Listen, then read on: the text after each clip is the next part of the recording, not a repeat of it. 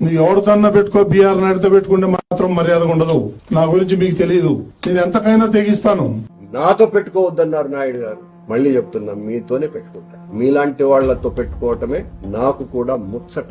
ఇదే మనిద్దరి మధ్యన వైరం కాదు నాయుడు గారు. నేను జరిగిన తప్పులను మాత్రమే ఎత్తి చూపేటువంటి ఒక సామాజిక కార్యకర్తను. మీరు రెచ్చిపోయి రెచ్చగొడితే నేనేం రెచ్చిపోను, కానీ సమాధానం మాత్రం ఖచ్చితంగా చెప్పాల్సినటువంటి బాధ్యత నాది. నేను పిరికివాడిని కాదు. నా పిరికితనం అన్నది నా రక్తంలో లేదు.